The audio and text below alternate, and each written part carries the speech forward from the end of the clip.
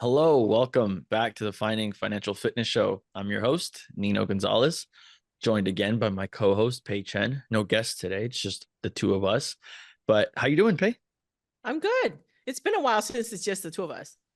I Uh, mean, it was just like last week when we were in. I was gonna say, well, It was that long ago, but it feels like it. But it's always good to have guests on who have different opinions, different options, different feedback because it expands my knowledge. It makes me question my beliefs, some of my thoughts, and that's actually a topic that we're going to talk about today, which is kind of discussing college. And mm, so you and I have hinted on it about this topic on multiple episodes prior. We had a show. One of our first episodes was talking about, it was graduation season. We were talking about advice that we would give to high school grads and to college grads. So tune back to that episode of what we kind of mentioned of next 5 years and projecting out.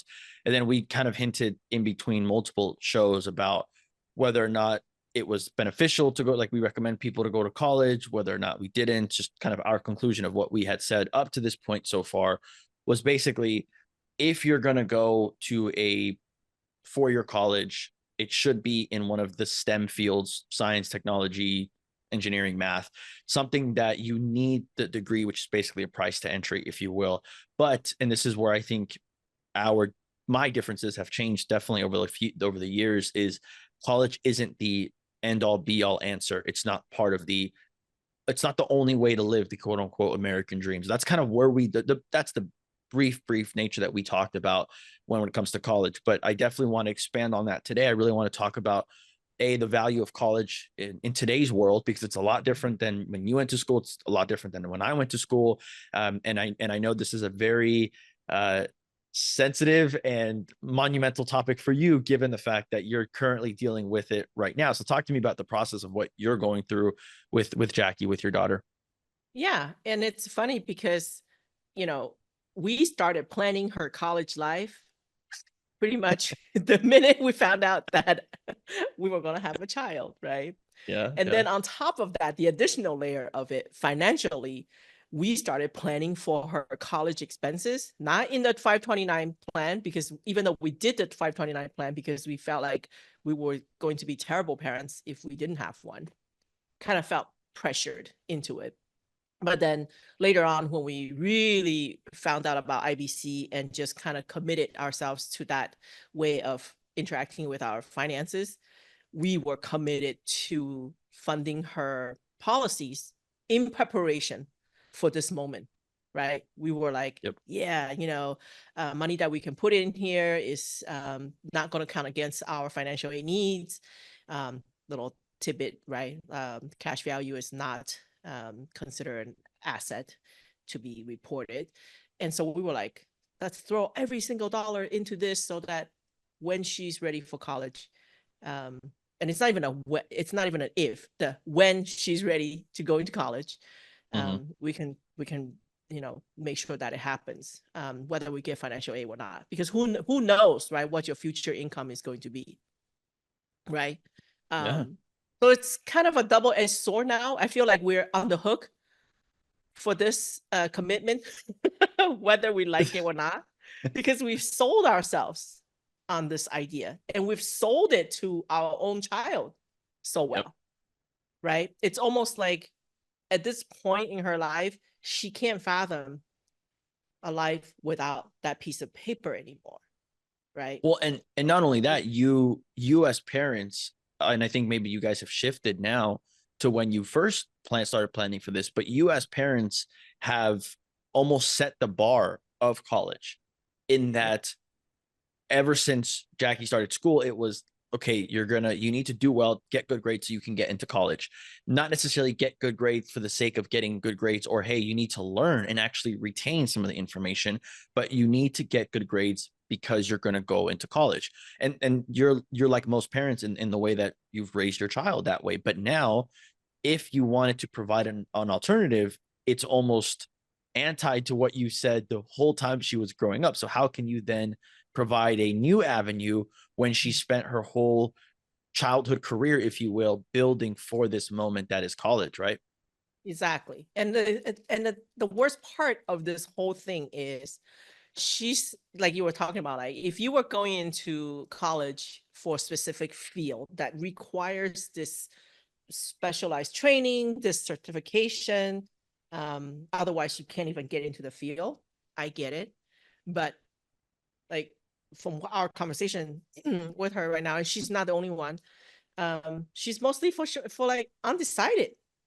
There's so many different options, and she at this age, I mean, she's only 16. So what does a 16-year-old know about jobs, right? And committing to a profession. Like even if you say like, oh yeah, you could just be a doctor, right? Not just be a doctor, but like doctor is It's not that easy. it's not easy, but a doctor is like a guarantee, right? Like Sure. if you work hard, you study hard, you get that into that field, it's guaranteed that you're gonna have a job, right? Because people are always gonna get sick. And then it's a guarantee that you're gonna make a decent living, right? Or live very well. So it's one of those things like, well, but what if you don't get into these specialized fields? Then you're just a generalist. As a generalist, what can you do if you don't have?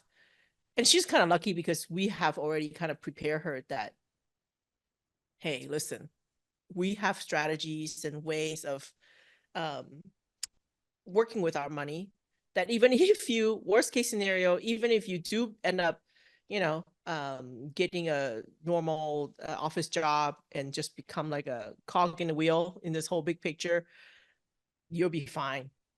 Like she's going to probably graduate from college with more income than the college professor, just from the side. Wow. So how do you motivate? You know what I mean? How do you motivate someone at this point to pick a major? That's why I was asking you, did you know what you were going to do before entering college? Yeah, I think I had shared this story, but I remember. So my parents had drilled the fact of going to college, especially being I was the first generation person to attend college. And so being that I was that person, it was okay, well, we want our son to have the best. And the best meant, and again, I was born in the 90s. So we're talking about the 80s mindset, which was 80s was very pro-American dream, right? It was you go to college, get a degree, enter the workforce, contribute to the workforce. You join a good company that's going to pay you out a pension and that will take care of you for the rest of your life. Well, that quickly diminished throughout my childhood. Now, of course, I didn't know that during my childhood, but it wasn't a matter of, like you said, if you're going to go to college, it's more a matter of when you go to college. But I had this other hanging fruit beneath or overshadowing that whole, which was my sport, which was soccer, because financially we weren't necessarily off to be able to, my parents weren't able to pay for me to go to college, and student loans were just something that was part of the mix. But it was, let's focus on him being a good soccer player to get a scholarship in soccer to cover some of the tuition, because soccer was going to be my ticket into college and college was going to be my ticket into getting a good career and getting a good life. Now, granted, if I could make it as a professional soccer player at the time, well, great. But we knew, and my parents put those odds into me at a young age, that the likelihood of that was slim. So going into high school, my plan when I went into high school was always, all right, soccer is my main focus. And as a result of that, my grades took a secondary, approach to soccer. And my main focus was soccer. So lo and behold, when I go into sophomore year, junior year, I didn't necessarily have any real offers for soccer. I was a decent player, but I wasn't, there were better players than me, most definitely. And then there was the injury that I had during high school, which kind of just reaffirmed to me that soccer wasn't going to be my thing. And then I realized in senior year, well, now what am I going to do? And I remember kind of being low and down on myself because by senior year, most kids had acceptance letters into college and I didn't. And it was, what do I do now? And the concept of community college came up and I thought that was, it's secondary, like it's the lesser of. And I figured, well, I don't have I really didn't have a choice. My parents like, if you're going to live at home, you're going to go to school. And I remember I didn't enroll. I remember this, and this is probably bad, but I remember I didn't enroll for my first college class in summer. So there was fall semester was coming up, and my mom had enrolled me in like 2 classes the summer before college to get me ahead, to get me some college credits. And I remember that my first college class was a standard kinesiology class. And I remember it was like kinesiology, nutrition, just general health. And then I realized, oh, this is pretty cool. I like this. And that's where and it kind of combined. I was already into weight training at this time. I clearly wasn't an athlete. I felt, oh, I kind of fell into the career. So my plan was to become a kinesiology major, an exercise science major. Then I had to take more nutrition classes, and I fell more in love with the nutrition concept than I did with the exercise. And as I learned about nutrition, I learned that, well, if you really want to work, like have a good career in the field of nutrition, you need to be a clinical dietitian, which is the equivalent of being a doctor, but for nutrition. You just, instead of going through the 6 years of medical school, we go through 1 year of medical school and grad school. But I needed that paper in order to work in the field.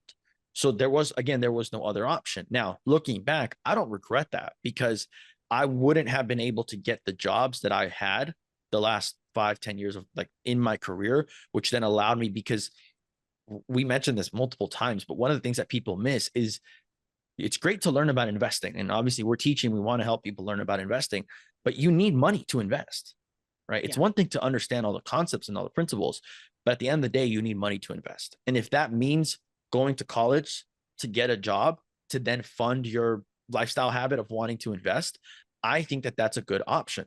The problem is that I think we as a society are so pushed into going to college without any plan.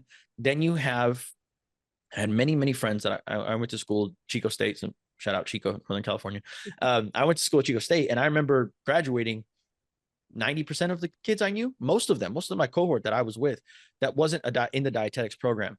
Most of them didn't know what they were going to do. They had an MBA, they had a social justice degree. And what did? They moved back in with their parents and tried to find jobs that were around them. Some of them went back to working at Starbucks as a barista. Mind you, they were working at Starbucks before college. Now they were back at Starbucks. Maybe they were an assistant manager, but now they had $120,000 in student loan debt, and they had a degree, and they had 4 years wasted that they could have been working more at Starbucks. So I'm not saying that's a bad thing, but I'm of the firm belief now, with the trade school options that we have to become a plumber, HVAC, these higher paying in demand jobs, go for a year, for two, take out a loan for that. But you have so many more options to work as an electrician in the field, working with your hands, than you do in knowledge work, because knowledge work is so crowded. Unless you're in the high tech, you're coding some new next level AI stuff. Sure. That's the knowledge work that we're kind of hoping, right? Or people, because there's a difference, right? We're all in the beginning, when we're considering active income, we're always just trading time for money, and you're either trading time with your back, you're earning money on your back, right? Like, not on your back, with your back.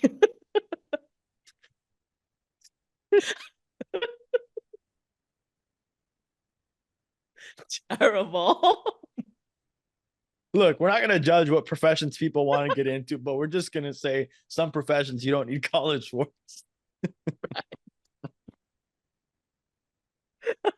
Oh, Faye, you kill me. Anyways, you're either trading physical labor for money or your mental labor for money. That's fair. Yeah. And ideally, as parents, I want my child to be trading. I of course, right, I care about her. I don't want her to have a physically demanding job. It's tiring, right? And what if you get injured? So like, Sure. as parent, we have a little bit more, insight into different industries. And then of course I'm thinking, it'd be better if she can be in a, office setting where at least it's air conditioned and you get that paycheck. But the key is, no matter which field or which side you go into, the key is to have that exit plan already. Yeah, there's something to be truly said about that. And I want to touch more on that. So obviously, you mentioned this before we jumped on. As a 16-year-old, you don't expect a 16-year-old to have their whole life mapped out. But I think part of the financial discussion that isn't being had is, okay, what are you going to college for? See, I couldn't answer this question, because to me it was, and I look back and I had this like exercise in my mind where I tried to have this conversation with myself when I was 21. after I finished college, 17, before I started college. And I would ask myself, okay, well, what did I at 17 go to college for?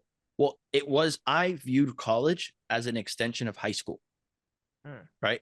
That's, to me, point blank how I saw it. It wasn't that there was an option of going to college. It was, no, you just, after elementary school, you go to middle school. After middle school, you go to high school. And after high school, you go to college. It was the natural extension. Just in college, you had to get loans, which, again, no one explained to me the interest I would be paying, the amount that I had to take out. I didn't understand what that meant.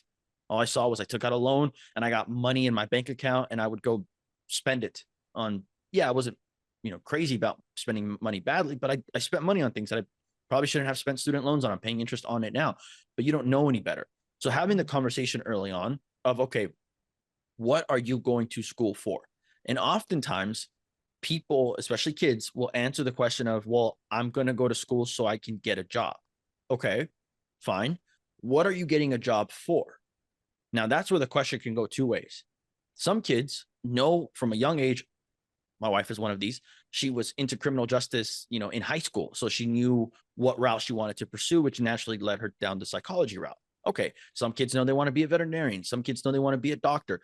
If that's your calling and that's your passion, by all means, that's your job. Go for it. No one's stopping you, because the money is a secondary byproduct to that career. Once you get in the career, of course, you can take the financial advice we're giving now, but your primary focus is your career. But I don't think that that's the majority of people. I think that's a small minority. The rest of them are just like, well, I need to get a job because my parents have a job and I was told to get a job. And the whole purpose of getting a job is to collect a paycheck. And the whole purpose of collecting a paycheck is to one day hope that money will allow you to then start living your life. But you see how we're the end goal is living our lives. And the beginning goal is we're now going through all these steps. And that's where things can get very tricky if you don't have a plan. And I think that not only we can't expect people at 16, 17, 18 to have a plan, but at least have them have options. But the problem is most parents don't understand this.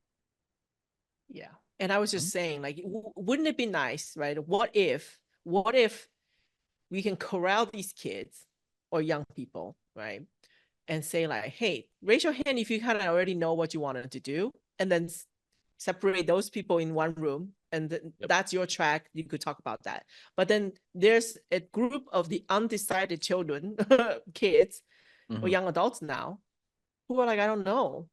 And we need to put them in a separate room and kind of show them the roadmap and the different options that's alternative to this normal, there's the typical track. I would say the typical track, right? And even, Mike and I, we didn't know when or how to have that conversation. And now we're, like I said, right, we're already forced down this track. It's almost like we can't turn back. Right. And it's not really that we can't. We obviously could, but it's almost like that has been this person's identity for the last 16 years has been, this is going to be the track that you run on. So if we were to have this at this moment, at this juncture, to have that conversation, I don't know how it's going to be received, right? Sure. And rightfully so.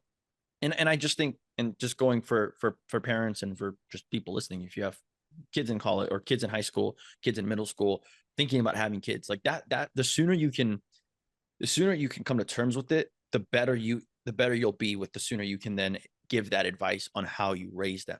Right. And I think it all starts top down. Right. And just, I want people to just take a step back and listen to what Pei's saying. Like, Pei's been doing this for, you've been investing 20-ish years, right? But you've been really focused in on your stacking combined with your IBC for the last five years-ish. And even now you're at the point where you're saying, okay, I feel confident enough that now if you had a kid, then you would probably raise your child a little bit differently, because you have all these things in your toolbox.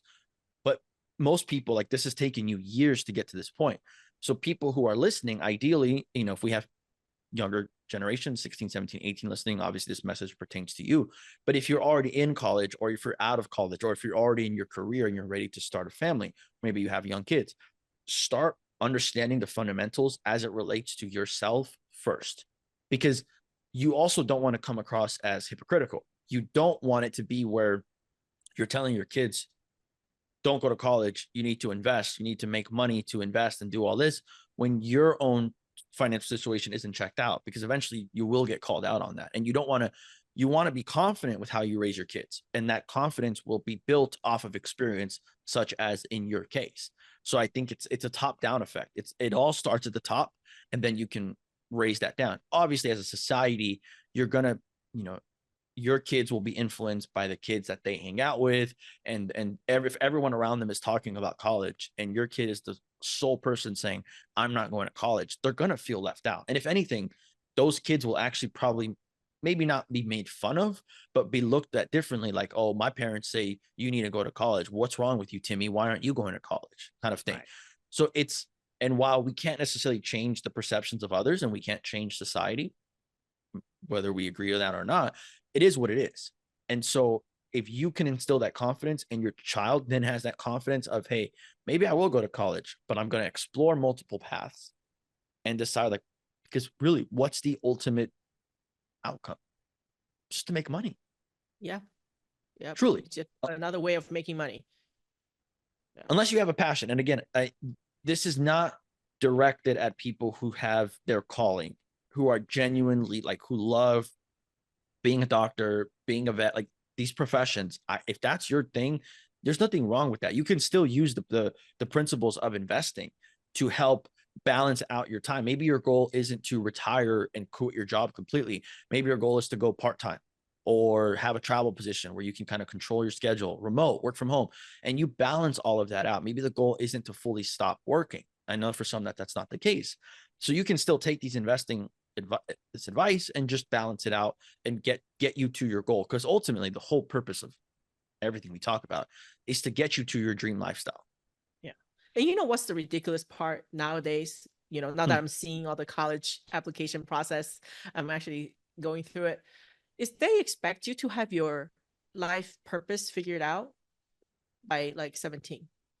Crazy. Like, you know, like the way that everything is framed, it's almost like, yeah, I already know, you know, my passion, my purpose in life, and this is what I'm going to dedicate my, you know, rest of my life to, and which is daunting. This is what I feel. So in the last couple of years, we've shifted our conversation a little bit. You know, just being that we know a little bit more now than we, being that we've been actively investing, and we want to pass this down to our child so that she can continue. We've been shifting that conversation more with her as saying, like, money should not be the reason why you don't go to college, right?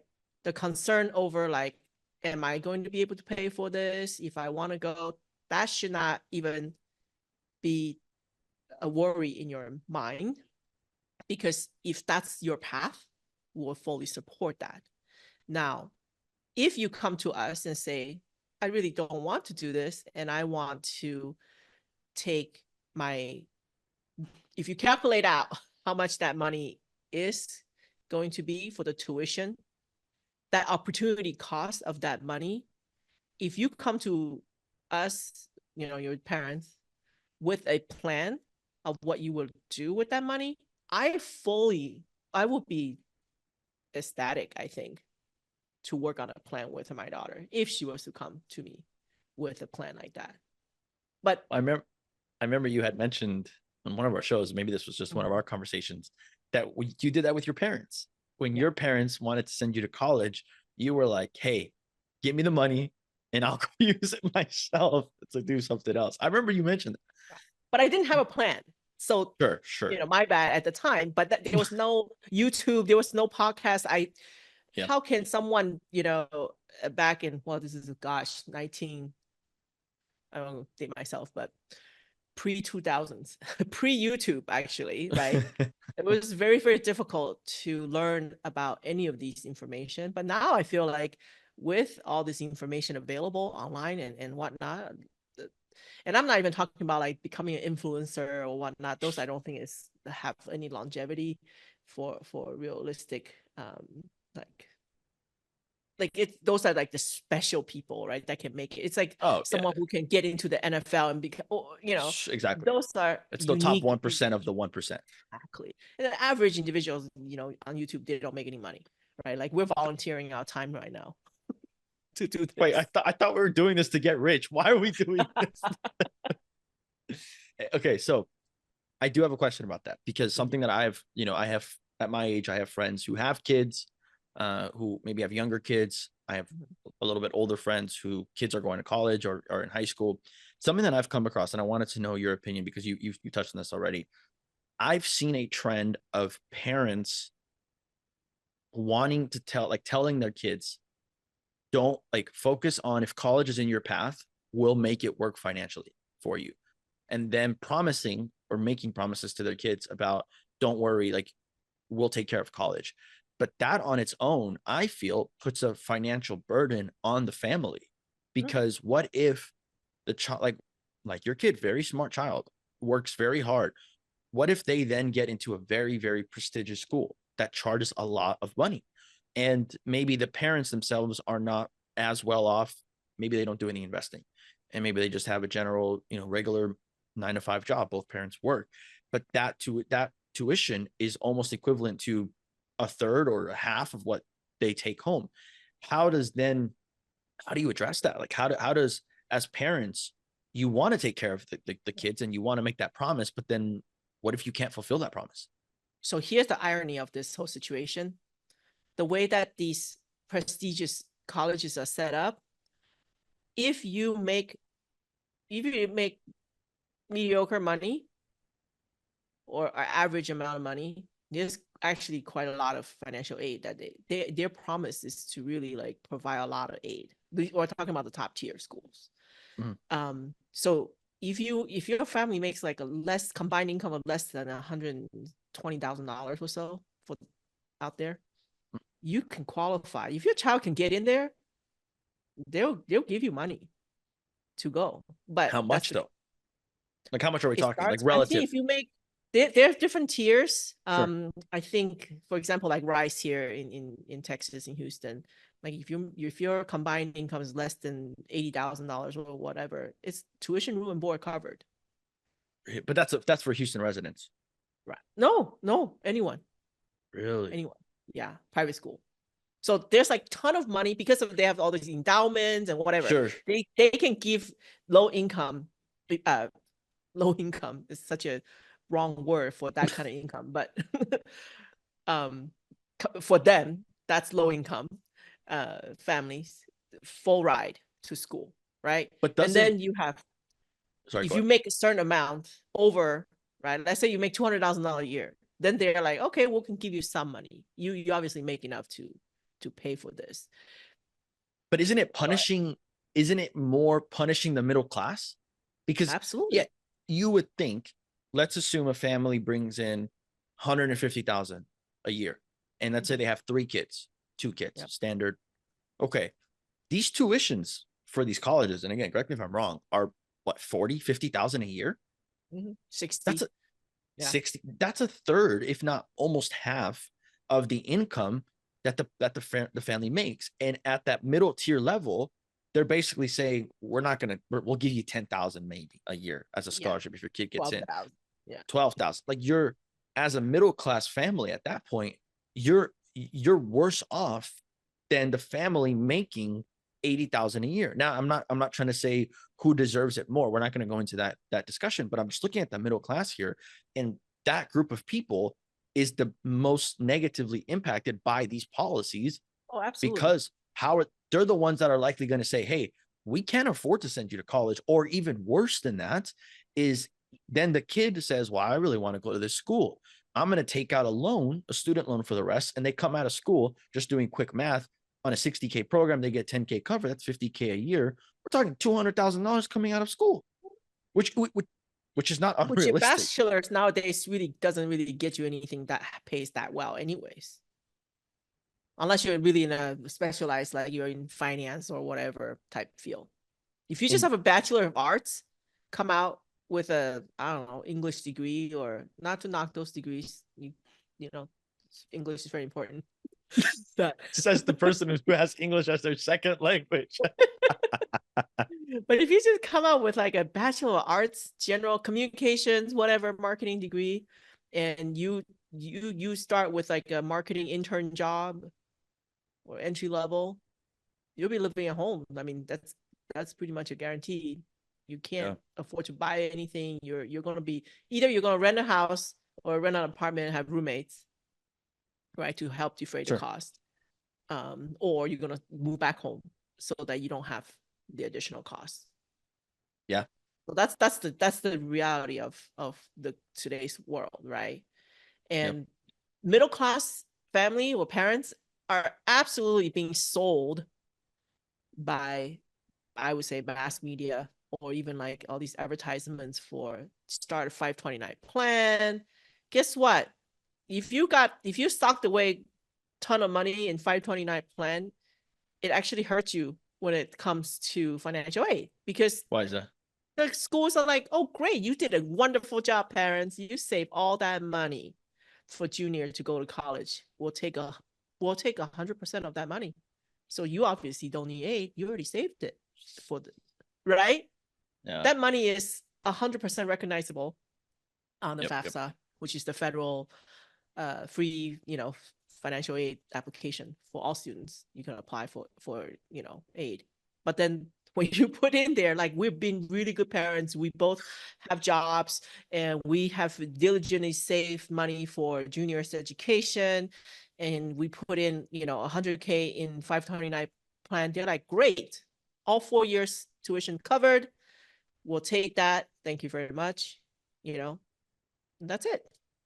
And that's where it's almost a matter of, I hate to use this term, but gaming the system. All right. It's you mentioned IBC, right? IBC cash value is non-recognizable. So if you, they're so funny, because if you think about like the really wealthy, right? Well, what do they do? What do the Rockefellers do? We talk about own nothing, control everything.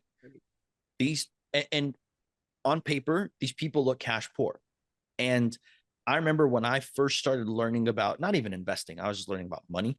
And I would see like, wow, I'm paying all this in taxes. And what's the number one thing people would always say? Oh man, Trump only paid X amount of money in taxes. I don't care if you agree with him politically or not, but I would play the victim card and say, that's not fair.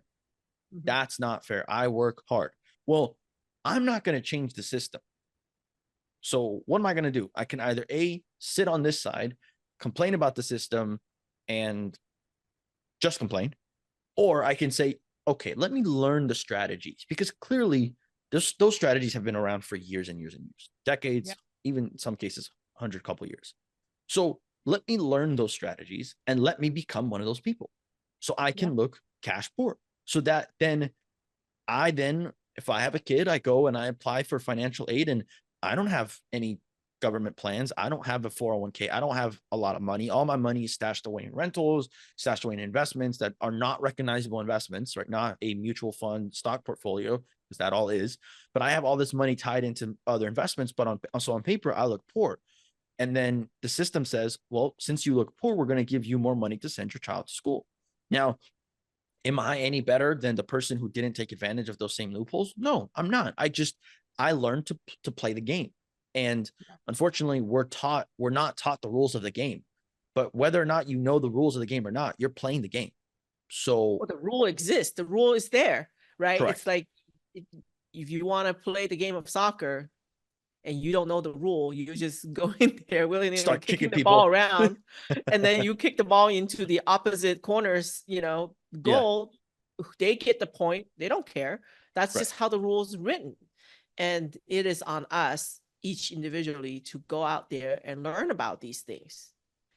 And guess what? These things are, I would say, they're kind of hidden for a reason. You think so? I think so.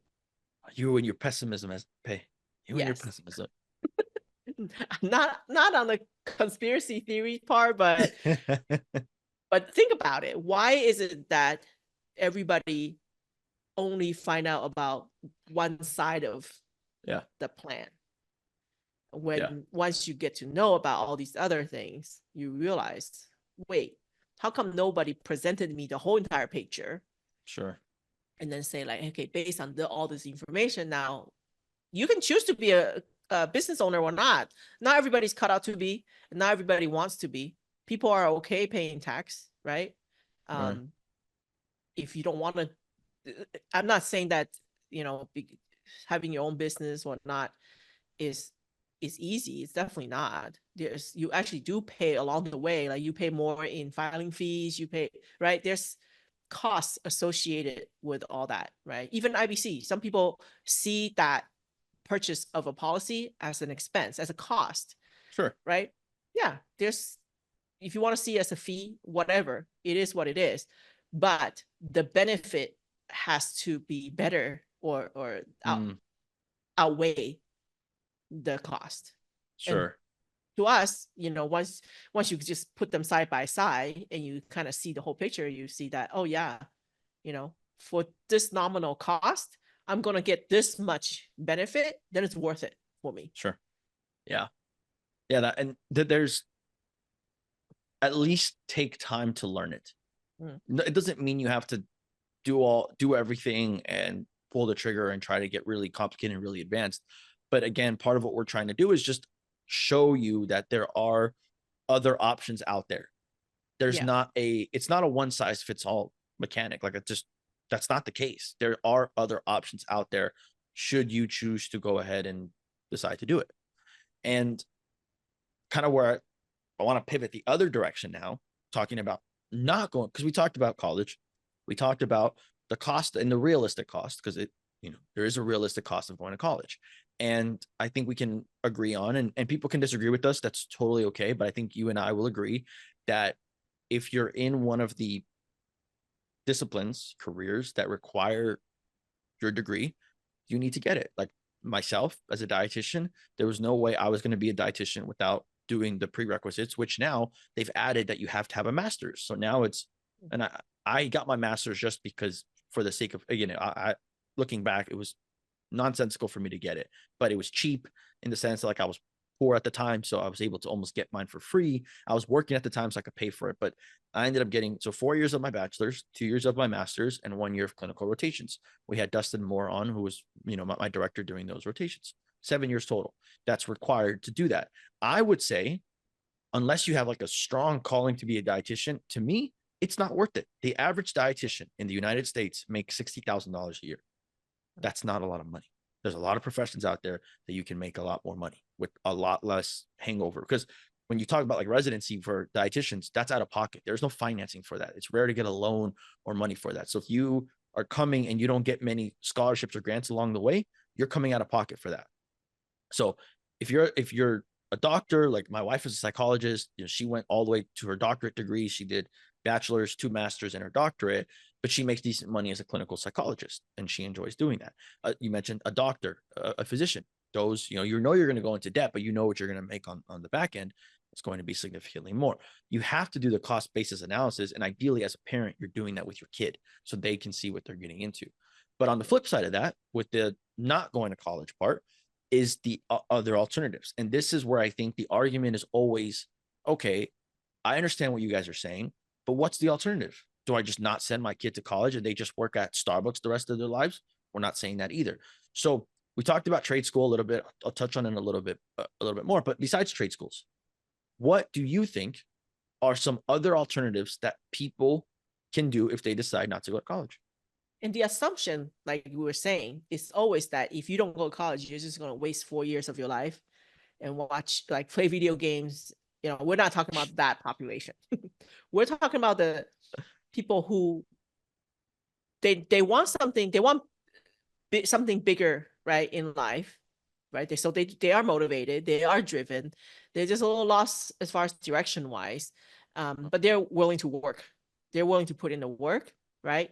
So if trade school is not something that they wanted to do, like I said, I really would take, even if I just start with a one of those real estate training course. And those typically they're not too expensive, right? I would say average cost maybe 3,000 to 5,000 nowadays for Okay. a real estate training type course. I would take those and learn, and just learn as you go. Take the money that, if your parents are amicable to this, maybe ask for a little bit of the funds that they have set aside originally for college. You can take community college or whatnot to kind of pacify them a little bit, so that hey, I am in college, but look at all the savings that you right from taking community college courses. It's not as expensive as the normal college. Can I get some of that money and invest in myself, Yeah. so that I can learn these things out there? That's how I would do it. And I would highly encourage parents to be open-minded. Like, learn with your child together. Usually these um trainings, they allow a partner, like two Yeah. people, right? So Right. it Right. doesn't have to be husband and wife. I think people always just think, oh, I have to bring my spouse. That's not true. You can bring your child, or your child can bring you, so that you can learn together, Yeah. maybe how to do fix and flips, or how to do um you know other types of investing. Actually, Mike actually I pay for, I don't know if he does, he does options trading on the side for fun. And literally that was Fun. one of those rich dad, poor dad courses that they were advertising. And it was like $299 or some special weekend, and they were charging $299. And I literally pay for the course and say, you and I are going. Hmm. And he was very reluctant to go at first. He's like, I don't know anything about stocks. This is completely out of the left field. Mhm. And I was just saying, hey, let's go. I don't know what this is, but I want to really learn something else other than real estate, because that's all we were doing. Sure. So he attended, and after the weekend, he was like sold. He was like, this is amazing, you know? And he wanted to, they were of course trying to upgrade you to the next level course, and it's Sure. super Sure. expensive. But he was like, you know what, let me just start paper trading and figure it out. Right. So that's how he got his start in Hmm. options trading, right? And today he's got videos of teaching people how to do it. Yeah. Yeah. Again, as a hobby for fun, he doesn't charge any money for those videos that he put out on YouTube and stuff. But Yeah. that's it. For a weekend of $299. I didn't get anything out of it because my math is not that high level, but I got him hooked. So your investment was worth it. Long My story. investment was worth it, right? When we're doing the stacks, two of our stacks were with him, where I say, here, I'll give you Yes. $35,000, and you just have to promise every month I can get a fixed amount I from remember you. that. And I Yeah. remember you putting that pressure on him. Yeah. I was like, where's my 2% this month? That was my charge. I loaned you the $35,000, and I charged, 2%. You could pay me principal plus interest because it was amortized, you know. No, but I So mean, you're right. But I think as a parent, and again, I don't have kids, so I can't speak to that, but I can just imagine as a parent, that being the scarier route, because it's mm, not guaranteed. There's nothing. I will go out and say that the risk is just as equal doing that option as going to college and not knowing what you're doing. But because we're so conditioned in one way to believe that no, college is the solution, that then any alternative to college is then in their eyes riskier. yeah. And of course, parents only want the best for their kids. I get it. Parents only want the best for their children. But there's something to be said about, well, what if you don't even know what's best for your children? And that's very scary as a parent to think that maybe I don't even know what's best for my kid. So at least entertain the options on behalf of your child, to then give them the options and let them make an educated decision. Right. And ultimately, if you go to college and you get out of college, you can always still go to trade school, but then Yeah. you've kind of taken the long way. But if you go to trade school and you get a job and you don't like it, college will always be there. Right. Like college will always be there. And that's like, I remember when I first started in my career, I was really for a time thinking after I got my master's, well, I want to get my doctorate. But then I realized, well, no, I don't. Why do I want to get my doctorate? And there was just, I was doing it for the wrong reasons. But I always said, if I ever wanted to become a teacher or get my doctorate, I could always go back. Nothing wrong with me going back at 35, 40 to get my doctorate if that's what I want to do. But You by don't taking, just like the alphabets behind your I name. know that's to be honest, that is part of the reason why I was thinking about doing it, was because there was this sense of an inflated ego behind having all these initials and letters next to my name. But I knew at that point I was doing it for the wrong reason. But I let that option on the table just in case. Just in case. Yeah. So now it gives me the option to do it. So, and I remember when I was in school, there was always this take a year off before college and go travel the world and go do this. I never fell into that. I won't call it a trap, but I always thought, on whose money? Who's paying for the sure, travel? Right. sure, That's sure. You're right. the You're right. challenge. I never fell into that as well. But looking back, I almost think, maybe go get some life experience. Maybe go see the real world, how it would look like with a high school degree. Maybe don't go travel the world for a year, but go see how the world looks with just a high school degree and what you can do. And then who's to say a year later, yeah, and this is the hard part, all your friends are in college. Then you if you decide to go to college, you feel like you're behind. Fair enough. But go work as a barista, go work as a cashier, go work in the fast food restaurants, go get some of that experience, go meet some people. And who knows, maybe you end up, go take a real estate course. And maybe maybe all of it doesn't work out.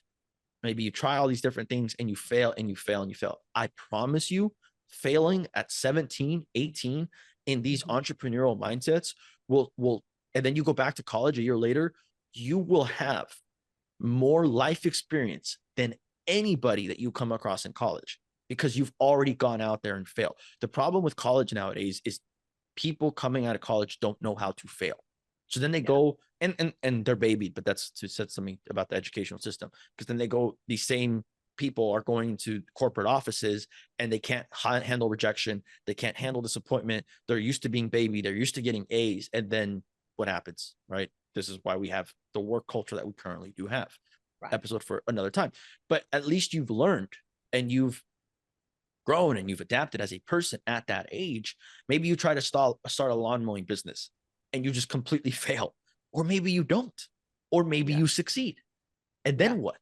Then you're going to be making more money than the person. You'll be making more money in 4 years of doing your lawn mowing business, and your friends coming out of college have no income and have all this debt. You have more in income over those 4 years than your peers have in debt in those 4 years. And actually, it's almost an obligation, I feel, for people who are in business, whether you're a small business or medium size, or even if you're just a like 1 or 2 person type business, to take on internships or to offer that. You don't have to pay. It doesn't necessarily have to pay, but this is what I find lacking, which is there's not a lot of opportunity for, that 1 year of travel. Imagine if instead of 1 year of traveling, each high school grad is given the opportunity to be paired up with a local business to do 6 months to a year of internship. It could be pay or unpaid, whatever, it doesn't matter, but more of a co-op type experience before they even go to college. That 1 year, I think, is going to make a huge difference. So we're talking about educational reform. Oh my God. Hey, for president. For president. Hey, for president. No, it's, again, how much are we, you and I, and people out there, truly going to make an impact on the societal level? Like, let's be real here, right? Not much, but we can make a big impact on our lives and our immediate lives and the immediate people in our lives, and help those people. So there's something to be said about that. Like, there genuinely is something to be said about that. So doing education reform in your own political landscape of your house, because I mean, people take politics as, this grand, oh, big people. You in your own house have politics. Your system, however you run your household, be it as a dictator or be it as a socialist, like it doesn't matter. But you are running your house in a political realm, so you can influence that, and you could be the captain of your ship. And you're going to have friends, your kids will have friends. Having these conversations, we want to open that dialogue out to people to have these conversations amongst each other, because I never even considered what you just said about, taking a year and just interning for people. And I think that I'm pretty sure that, like, if you got a call or if I got a call from someone at 16, 17, like saying, hey, do you mind if I learn how you did what you did? Like, do you mind, like, and maybe it's a paid internship. Maybe you're able, or I'm able to help. Like they can help with things around the house, or they can help with general bookkeeping things, maybe get a little bit of a paycheck, but then they can learn from you. I think you and I think plenty of people in this investment world would be more than happy to say, like, hey, yeah, let's come on down. Oh yeah, absolutely. And I think that's an area that a lot of people miss. And I know that, of course, like if you're a doctor and stuff, it's hard to, there's liabilities and whatnot, but I think we Right, need to right, right. give young people an opportunity to see different things. Like if you're a realtor, right, or if you're a mortgage officer, or these type of fields, those are very much young people can learn if you're willing to teach them. And I Yeah, think, don't just box them in as, oh yeah, they can come in and the only thing they know is how to do my TikTok. Uh, They're smarter than that. Give them credit.